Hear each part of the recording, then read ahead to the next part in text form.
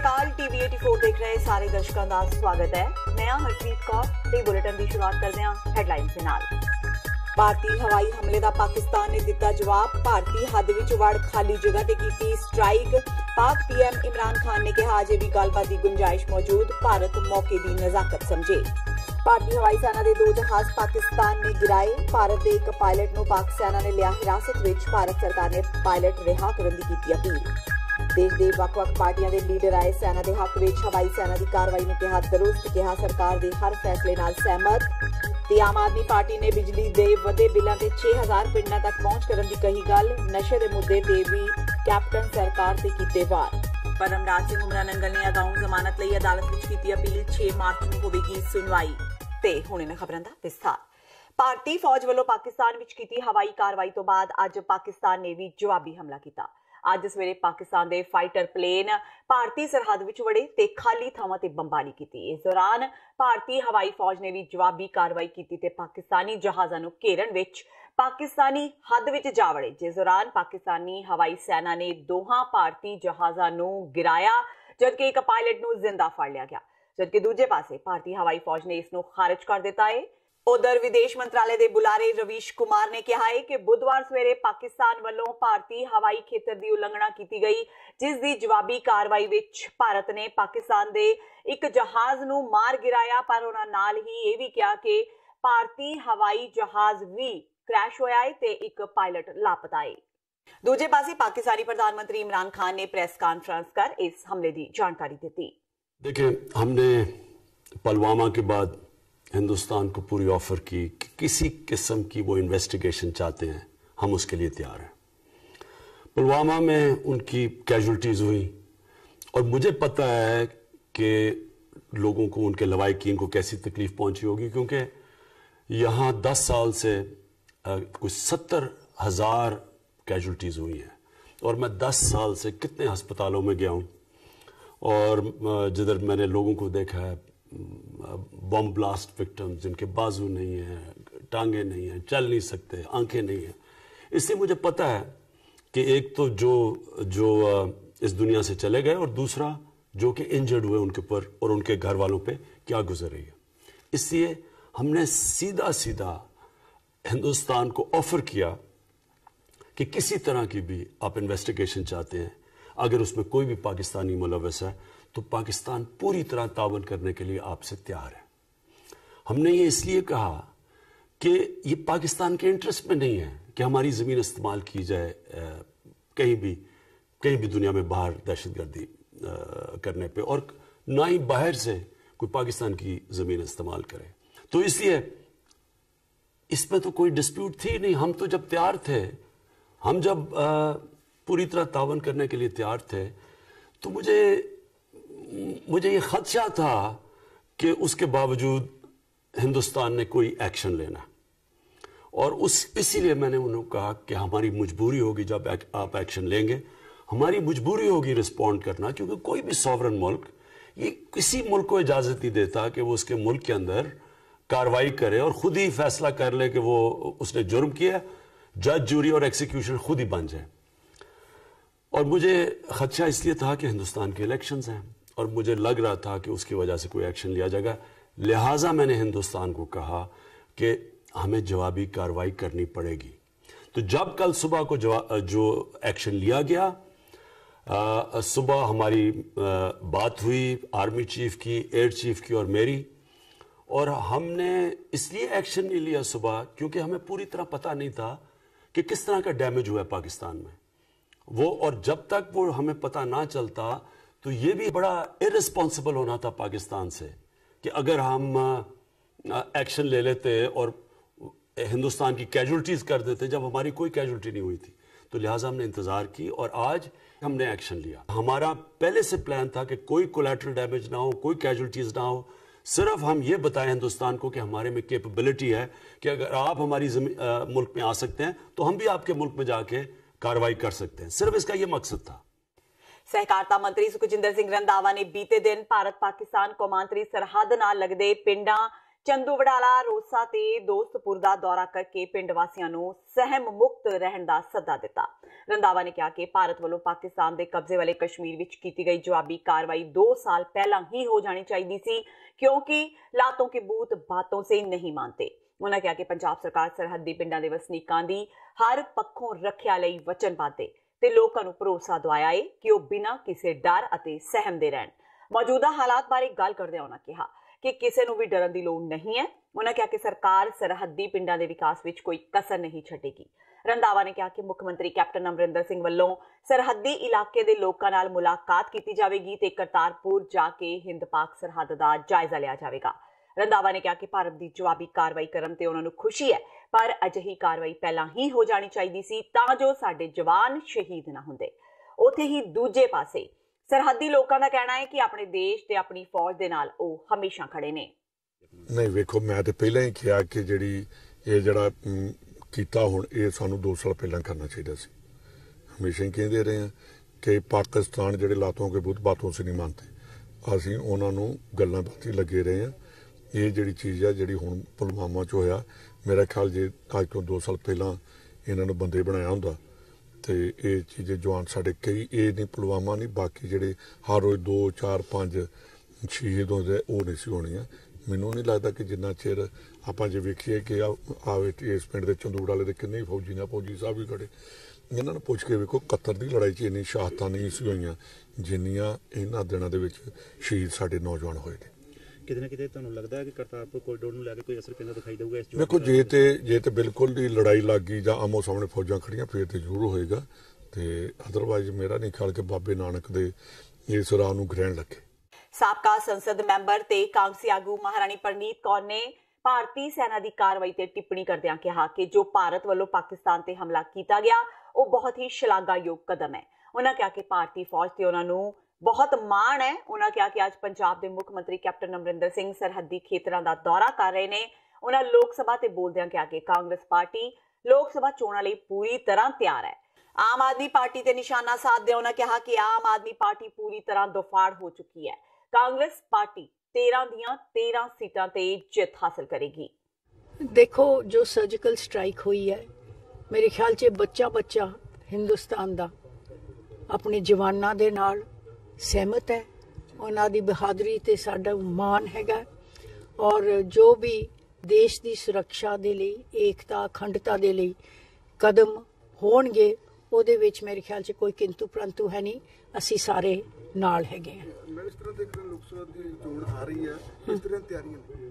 ਪੂਰੀਆਂ ਤਿਆਰੀਆਂ ਨੇ ਜੀ, ਸਾਡੀ ਪਾਰਟੀ ਬੁਲੰਦੀਆਂ 'ਚ ਹੈ ਔਰ ਬਹੁਤ ਵਧੀਆ ਤਿਆਰੀਆਂ ਨੇ। ਦੇਖੋ ਹਰ ਇੱਕ ਮੁਕਾਬਲਾ ਹੁੰਦਾ ਹੈ, ਪਰ ਮੈਨੂੰ ਪੂਰੀ ਉਮੀਦ ਹੈ, ਵਿਸ਼ਵਾਸ ਹੈ ਔਰ ਕੌਨਫੀਡੈਂਸ ਹੈ ਕਿ ਕਾਂਗਰਸ ਪਾਰਟੀ ਹੀ ਇਹ ਪਟਿਆਲੇ ਦੀ ਸੀਟ ਹੀ ਨਹੀਂ 13 ਦੀਆਂ 13 ਸੀਟਾਂ ਅਸੀਂ ਜਿੱਤਾਂਗੇ। ਪੰਜਾਬ ਪ੍ਰਦੇਸ਼ ਕਾਂਗਰਸ ਕਮੇਟੀ ਦੇ ਪ੍ਰਧਾਨ ਤੇ ਲੋਕ ਸਭਾ ਮੈਂਬਰ ਸੁਨੀਲ ਜਾਖੜ ਵੱਲੋਂ ਗੁਰਦਾਸਪੁਰ ਵਿਖੇ ਵੱਖ-ਵੱਖ ਵਿਕਾਸ ਕਾਰਜਾਂ ਦੀ ਸ਼ੁਰੂਆਤ ਕੀਤੀ ਗਈ। ਇਸ ਉਪਰੰਤ ਪੱਤਰਕਾਰਾਂ ਨਾਲ ਗੱਲਬਾਤ ਕਰਦਿਆਂ ਉਹਨਾਂ ਕਿਹਾ ਕਿ ਭਾਰਤ ਵੱਲੋਂ ਕੀਤੀ ਗਈ 에ਅਰ ਸਟ੍ਰਾਈਕ ਅੱਤਵਾਦ ਨੂੰ ਮੂੰਹ ਤੋੜ ਜਵਾਬ ਹੈ। ਉਹਨਾਂ ਕਿਹਾ ਕਿ ਪਾਕਿਸਤਾਨ ਨੇ ਕਦੇ ਵੀ ਕਿਸੇ ਵੀ ਕਾਰਵਾਈ ਨੂੰ ਕਬੂਲ ਨਹੀਂ ਕੀਤਾ। ਉਹਨਾਂ ਕਿਹਾ ਕਿ ਇਹ ਕਾਰਵਾਈ ਦੇਸ਼ ਦੇ ਲੋਕਾਂ ਦੇ ਸਹਿਯੋਗ ਨਾਲ ਹੀ ਹੋਈ ਹੈ ਤੇ ਹੁਣ ਜੋ ਸਰਹੱਦੀ ਇਲਾਕਿਆਂ ਵਿੱਚ ਅਲਰਟ ਹੈ ਉਹ ਪਾਕਿਸਤਾਨ ਦੀ ਮਾੜੀ ਨੀਅਤ ਕਾਰਨ ਕੀਤਾ ਗਿਆ ਹੈ। ਉਹਨਾਂ ਦੱਸਿਆ ਕਿ ਪਿਛਲੀ ਸਰਜੀਕਲ ਸਟ੍ਰਾਈਕ ਦੌਰਾਨ ਸਰਹੱਦੀ ਪਿੰਡ ਖਾਲੀ ਕਰਵਾਏ ਗਏ ਸਨ, ਪਰ ਇਸ ਵਾਰ ਹੁਣ ਤੱਕ ਅਜਿਹੀ ਨੌਬਤ ਨਹੀਂ ਆਈ। ਉਹਨਾਂ ਨਾਲ ਹੀ ਦੱਸਿਆ ਕਿ ਪੰਜਾਬ ਦੇ ਮੁੱਖ ਮੰਤਰੀ ਕੈਪਟਨ ਅਮਰਿੰਦਰ ਸਿੰਘ ਰਾਜਨੀਤਿਕ ਤੌਰ ਤੇ ਨਹੀਂ ਬਲਕਿ ਮਾਹੌਲ ਨੂੰ ਦੇਖਦਿਆਂ ਸਰਹੱਦ ਤੇ ਵਸਦੇ ਲੋਕਾਂ ਨੂੰ ਹੌਸਲਾ ਦੇਣ ਦੇ ਮੰਤਵ ਨਾਲ 3 ਦਿਨਾਂ ਦੌਰਾ ਕਰਨਗੇ ਤੇ ਉਹ ਜਲਦੀ ਹੀ ਸਰਹੱਦੀ ਪਿੰਡਾਂ ਵਿੱਚ ਲੋਕਾਂ ਨੂੰ ਮਿਲਣਗੇ। देखो मेरा मानना है कैजुअलिटीज की फिगर 300 है, 350 है, वो हमेशा उन्होंने कदे भी नहीं मानना भी साडे नाल की वापरे, पर एक बड़ा क्लीयर मैसेज मैं समझदा भी देश के तरफ तो गया भी साडे नाल इस किस्म की आतंकवाद की जिहड़ी घटना है उन्हां दा जवाब असीं मूँह तोड़वा जवाब दें। देखो आने वाला समा दसूगा इस हालात दे विच। मैं उसे करके कह रहा भी वाहिगुरू की मेहर होगी तो पाकिस्तान की सरकार नूं भी अकल आऊगी भी उन्होंने समझ आऊगी भी असीं जिहड़ा काम कर रहे हैं अपने देश के हितां नूं सामने रख के कर रहे हैं, ना कि साडी लड़ाई पाकिस्तान दे नाल नहीं, साडी लड़ाई अतवाद दे नाल है। अतवाद दे नाल असीं लड़ाई लड़ रहे हैं। PM साहब लोकां दे नाल खड़े साहब। अज मसला किसी पार्टी का नहीं, ਅੱਜ ਦੇਸ਼ ਦਾ ਮੁੱਦਾ ਹੈ। ਇਸ ਕਰਕੇ ਲੋਕਾਂ ਦੇ ਵਿੱਚ ਹੌਸਲਾ ਫਸਾਈ ਵਾਸਤੇ, ਲੋਕਾਂ ਨੂੰ ਪ੍ਰੇਰਿਤ ਕਰਨ ਵਾਸਤੇ CM ਸਾਹਿਬ ਇੱਕ ਸੰਦੇਸ਼ ਲੈ ਕੇ ਆ ਰਹੇ ਵੀ ਪੂਰੀ ਸਰਕਾਰ ਤੁਹਾਡੇ ਨਾਲ ਖੜੀ ਹੈ। ਹਰੇਕ ਔਕੜ ਦੇ ਵਿੱਚ ਸਰਕਾਰ ਸਾਡੇ ਲੋਕਾਂ ਦੇ ਨਾਲ ਬਾਂਹ ਫੜ ਕੇ ਖੜੇ ਰਹੇਗੀ। ਭਾਰਤ ਪਾਕਿਸਤਾਨ ਵਿਚਾਲੇ ਪੈਦਾ ਹੋਏ ਨਾਜ਼ੁਕ ਹਾਲਾਤਾਂ ਦੇ ਚੱਲਦਿਆਂ ਸਥਾਨਕ ਸਰਕਾਰਾਂ ਬਾਰੇ ਮੰਤਰੀ ਨਵਜੋਤ ਸਿੰਘ ਸਿੱਧੂ ਨੇ ਅੱਜ ਜਲੰਧਰ ਦੇ ਸਰਕਟ ਹਾਊਸ ਵਿੱਚ ਹੋਣ ਵਾਲੀ ਪ੍ਰੈਸ ਕਾਨਫਰੰਸ ਰੱਦ ਕਰ ਦਿੱਤੀ।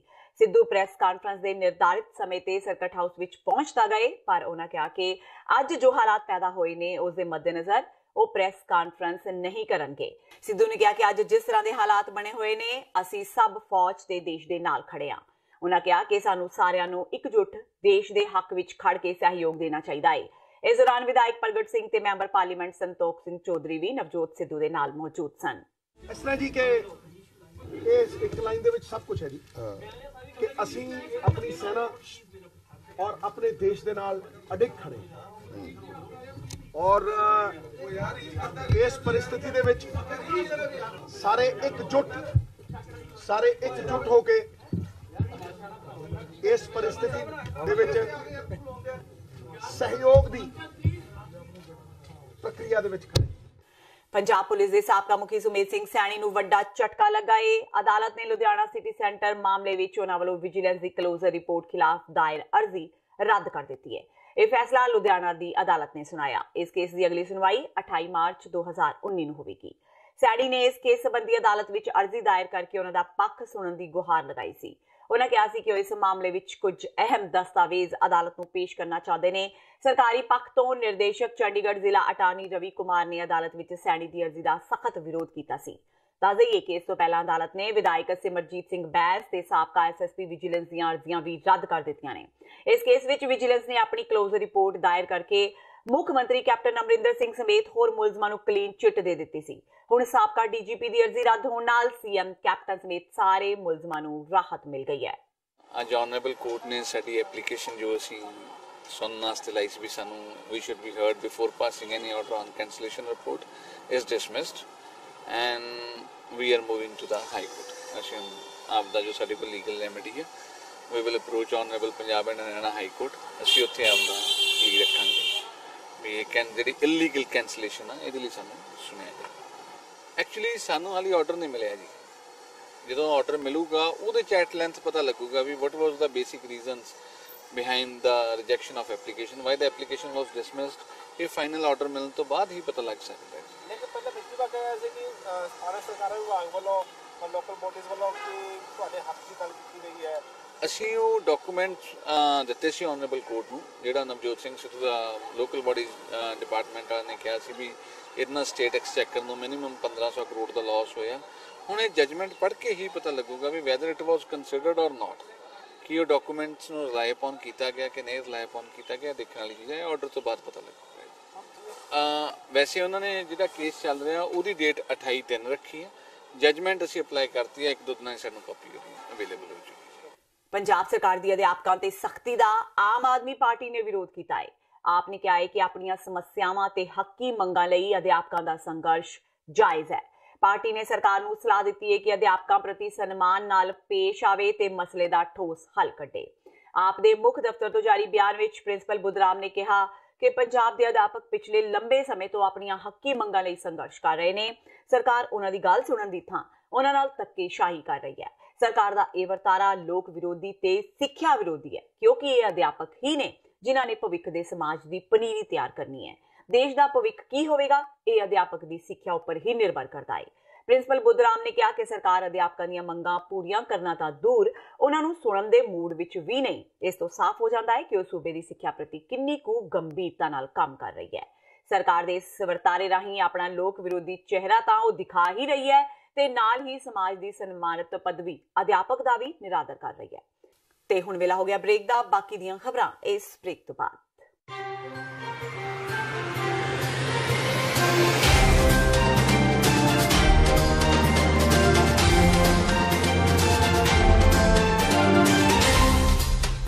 ਪੁਲਵਾਮਾ ਹਮਲਾ ਅੱਤਵਾਦ ਨਹੀਂ, ਸਿੱਖ, ਕਸ਼ਮੀਰੀ ਅਤੇ ਪਾਕਿਸਤਾਨੀ ਜਥੇਬੰਦੀਆਂ ਵੱਲੋਂ stop India free Kashmir rally 28 ਫਰਵਰੀ 2019 ਦਿਨ ਵੀਰਵਾਰ ਨੂੰ ਨਿਊਯਾਰਕ ਸਥਿਤ ਯੂਨਾਈਟਿਡ ਨੇਸ਼ਨਜ਼ ਦੇ ਹੈੱਡਕੁਆਰਟਰਸ ਬਾਹਰ ਕੱਢੀ ਜਾ ਰਹੀ ਹੈ। ਕਸ਼ਮੀਰੀਆਂ ਨਾਲ ਸੋਲੀਡੈਰਿਟੀ ਦਾ ਇਜ਼ਹਾਰ ਕਰਦਿਆਂ ਅਤੇ ਭਾਰਤ ਵੱਲੋਂ ਪਾਕਿਸਤਾਨ ਨਾਲ ਜੰਗ ਦੀਆਂ ਦਹਾੜਾਂ ਦਾ ਵਿਰੋਧ ਕਰਨ ਲਈ ਆਪ ਸਭ ਨੂੰ ਇਸ ਰੈਲੀ ਵਿੱਚ ਸ਼ਾਮਲ ਹੋਣ ਦੀ ਅਪੀਲ ਕੀਤੀ ਜਾਂਦੀ ਹੈ।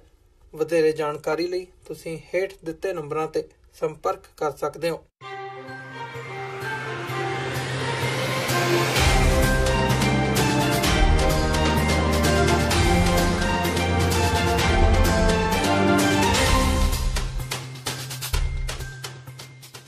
ਬ੍ਰੇਕ ਤੋਂ ਬਾਅਦ TV 84 ਦੇ ਖਬਰਾਂ ਦੇ ਬੁਲੇਟਿਨ ਵਿੱਚ ਸਵਾਗਤ ਹੈ। ਵਧਦੇ ਹਾਂ ਅਗਲੀ ਖਬਰ ਵੱਲ। ਬਹਿਬਲ ਕਲਾਂ ਤੇ ਕੋਟਕਪੂਰਾ ਗੋਲੀकांड ਮਾਮਲੇ ਵਿੱਚ SIT ਵੱਲੋਂ ਗ੍ਰਿਫਤਾਰ ਕੀਤੇ ਗਏ IG ਪਰਮਰਾਜ ਸਿੰਘ ਉਮਰਾ ਨੰਗਲ ਵੱਲੋਂ ਆਪਣੀ ਰੈਗੂਲਰ ਜ਼ਮਾਨਤ ਲਈ ਫਰੀਦਕੋਟ ਦੀ ਅਦਾਲਤ ਵਿੱਚ ਅਰਜ਼ੀ ਲਗਾਈ ਗਈ ਹੈ, ਜਿੱਥੇ ਅਦਾਲਤ ਨੇ ਉਮਰਾ ਨੰਗਲ ਦੀ ਅਪੀਲ ਤੇ 6 ਮਾਰਚ ਨੂੰ ਸੁਣਵਾਈ ਤੈਅ ਕੀਤੀ ਹੈ। ਬਹਰਹਾਲ IG ਪਰਮਰਾਜ ਸਿੰਘ ਉਮਰਾ ਨੰਗਲ 12 ਮਾਰਚ ਤੱਕ ਜੁਡੀਸ਼ੀਅਲ ਰਿਮਾਂਡ ਤੇ ਨੇ। ਦੱਸਯੋਗ ਹੈ ਕਿ ਬੀਤੀ 18 ਫਰਵਰੀ ਨੂੰ IG ਪਰਮਰਾਜ ਸਿੰਘ ਉਮਰਾ ਨੰਗਲ ਨੂੰ SIT ਨੇ ਚੰਡੀਗੜ੍ਹ ਤੋਂ ਗ੍ਰਿਫਤਾਰ ਕੀਤਾ ਸੀ। ਗ੍ਰਿਫਤਾਰੀ ਤੋਂ ਬਾਅਦ ਉਹਨਾਂ ਨੂੰ 19 ਫਰਵਰੀ ਨੂੰ ਫਰੀਦਕੋਟ ਦੀ ਅਦਾਲਤ ਵਿੱਚ ਪੇਸ਼ ਕੀਤਾ ਗਿਆ, ਜਿੱਥੋਂ ਅਦਾਲਤ ਨੇ ਉਮਰਾ ਨੰਗਲ ਨੂੰ 4 ਦਿਨ ਦੇ ਪੁਲਿਸ ਰਿਮਾਂਡ ਤੇ ਭੇਜਿਆ ਸੀ। 23 ਫਰਵਰੀ ਨੂੰ ਮਾਣਯੋਗ ਅਦਾਲਤ ਨੇ ਪਰਮਰਾਜ ਸਿੰਘ ਉਮਰਾ ਨੰਗਲ ਦਾ 3 ਦਿਨ ਲਈ ਹੋਰ ਪੁਲਿਸ ਰਿਮਾਂਡ ਵਧਾਇਆ ਸੀ। ਰਿਮਾਂਡ ਖਤਮ ਹੋਣ ਤੋਂ ਬਾਅਦ SIT ਵੱਲੋਂ ਮੰਗਲਵਾਰ ਨੂੰ ਮੁੜ ਉਹਨਾਂ ਨੂੰ ਅਦਾਲਤ ਵਿੱਚ ਪੇਸ਼ ਕੀਤਾ ਗਿਆ, ਜਿੱਥੋਂ ਅਦਾਲਤ ਨੇ ਉਮਰਾ ਨੰਗਲ ਨੂੰ 12 ਮਾਰਚ ਤੱਕ ਜੇਲ੍ਹ ਭੇਜਣ ਦੇ ਹੁਕਮ ਦਿੱਤੇ। ਅਕਤੂਬਰ 2015 ਵਿੱਚ ਸ਼੍ਰੀ ਗੁਰੂ ਗ੍ਰੰਥ ਸਾਹਿਬ ਜੀ ਦੀ ਬੇਅਦਬੀ ਤੇ ਪ੍ਰਦਰਸ਼ਨਕਾਰੀ ਸਿੱਖਾਂ ਤੇ ਹੋਈ ਪੁਲਿਸ ਦੀ ਗੋਲੀਬਾਰੀ ਮਾਮਲਿਆਂ ਦੀ ਪੜਤਾਲ ਕਰ ਰਹੀ ਵਿਸ਼ੇਸ਼ ਜਾਂਚ ਟੀਮ ਦੇ ਸਨਮੁਖ ਬਹਿਬਲ ਕਲਾਂ ਗੋਲੀकांड ਵਿੱਚ ਨਾਮਜ਼ਦ 2 ਅਹਿਮ ਪੁਲਿਸ ਅਧਿਕਾਰੀ ਪੇਸ਼ ਹੋ ਹੀ ਗਏ। ਤਤਕਾਲੀ SP ਬਿਕਰਮਜੀਤ ਸਿੰਘ ਤੇ ਥਾਣਾ ਬਾਜਾਖਾਨਾ ਦੇ ਸਾਬਕਾ SHO sub inspector Amarjit Singh Kular ਤੋਂ SIT ਨੇ ਪੁੱਛਗਿੱਛ ਕੀਤੀ। ਹਾਲਾਂਕਿ ਦੋਵਾਂ ਅਧਿਕਾਰੀਆਂ ਨੂੰ ਜਾਂਚ ਟੀਮ ਗ੍ਰਿਫਤਾਰ ਕਰਨਾ ਚਾਹੁੰਦੀ ਸੀ, ਪਰ ਪੇਸ਼ਗੀ ਜ਼ਮਾਨਤ ਅੜਿੱਕਾ ਬਣ ਗਈ। ਦੋਵਾਂ ਅਧਿਕਾਰੀਆਂ ਨੂੰ ਪੰਜਾਬ ਤੇ ਹਰਿਆਣਾ ਹਾਈ ਕੋਰਟ ਨੇ 21 ਮਈ ਤੱਕ ਪੇਸ਼ਗੀ ਜ਼ਮਾਨਤ ਦਿੱਤੀ ਹੋਈ ਹੈ। ਇਸ ਕਰਕੇ ਜਾਂਚ ਟੀਮ ਸਾਹਮਣੇ ਪੇਸ਼ ਹੋਣ ਤੋਂ ਬਾਅਦ ਦੋਵੇਂ ਪੁਲਿਸ ਅਧਿਕਾਰੀ ਵਾਪਸ ਚਲੇ ਗਏ। ਜਾਂਚ ਟੀਮ ਦਾ ਦਾਅਵਾ ਹੈ ਕਿ SP ਬਿਕਰਮਜੀਤ ਸਿੰਘ ਖਿਲਾਫ ਪੁਖਤਾ ਸਬੂਤ ਤੇ ਗਵਾਹ ਇਕੱਠੇ ਕਰ ਲਏ ਨੇ ਤੇ ਅਗਲੇ ਦਿਨਾਂ ਵਿੱਚ ਬਿਕਰਮਜੀਤ ਸਿੰਘ ਦੀ ਜ਼ਮਾਨਤ ਰੱਦ ਕਰਵਾਉਣ ਲਈ ਜਾਂਚ ਟੀਮ ਹਾਈ ਕੋਰਟ ਵਿੱਚ ਪਹੁੰਚ ਕਰੇਗੀ।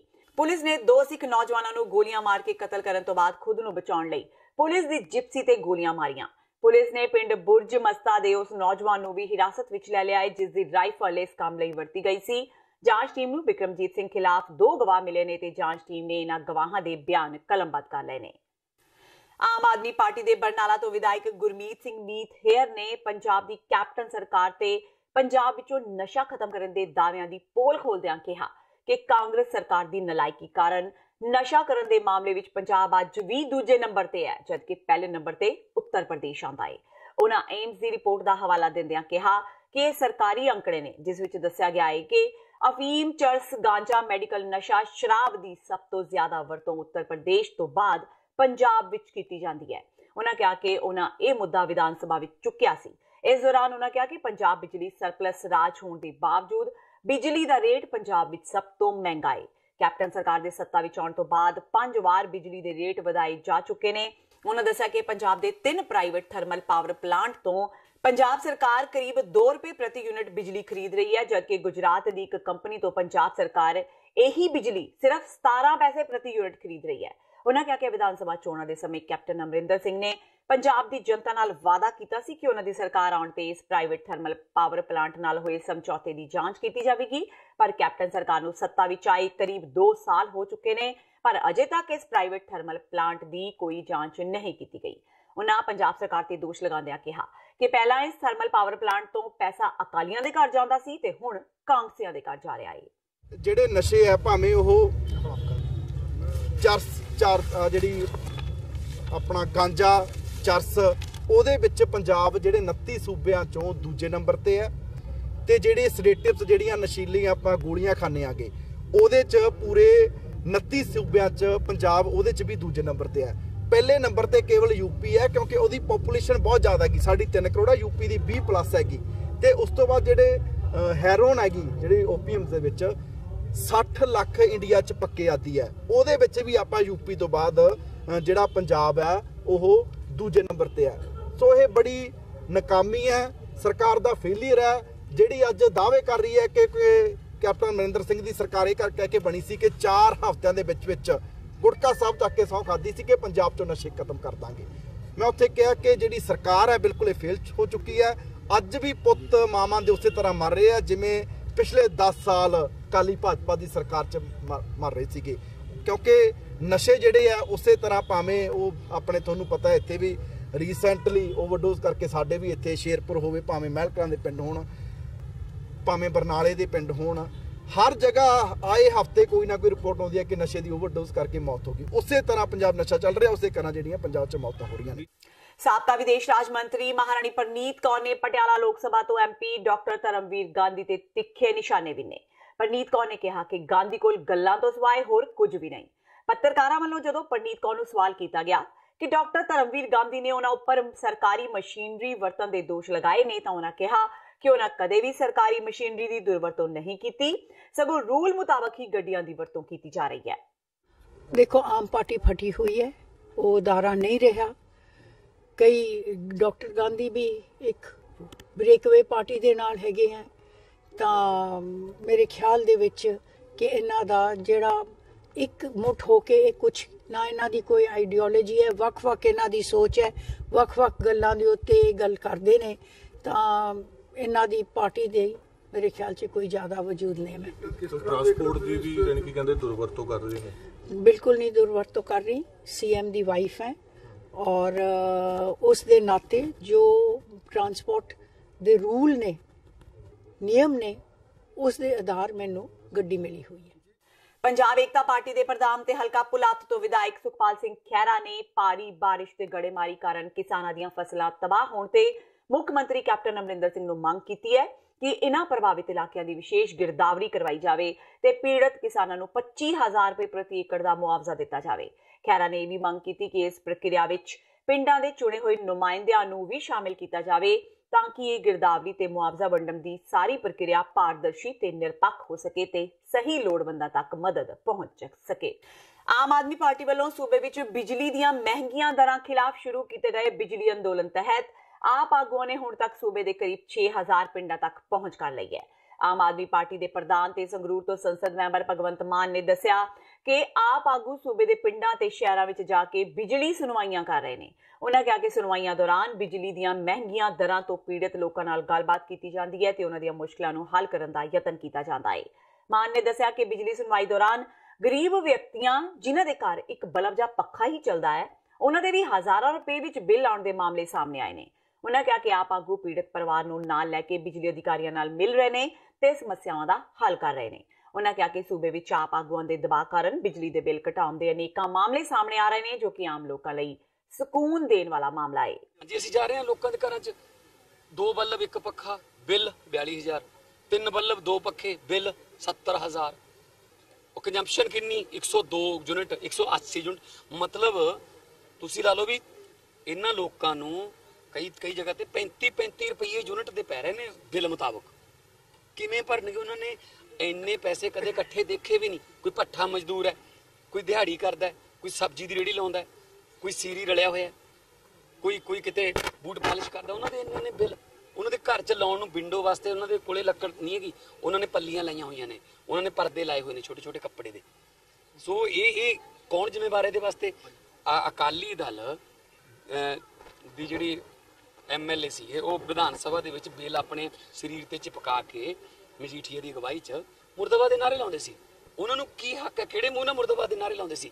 ਜਦ ਕਿ ਬਿਜਲੀ ਦੇ ਬਿੱਲਾਂ ਦੀਆਂ ਦਰਾਂ ਸਾਰੀਆਂ ਉਹਨਾਂ ਦੀ ਸਰਕਾਰ ਵਧਾ ਕੇ ਗਈ ਹੈ। ਪ੍ਰਾਈਵੇਟ ਜਿਹੜੇ ਥਰਮਲ ਪਲਾਂਟ ਨੇ ਉਹਨਾਂ ਨਾਲ 21 ਸਾਲ ਦੇ ਐਗਰੀਮੈਂਟ ਉਹਨਾਂ ਨੇ ਕੀਤੇ ਨੇ।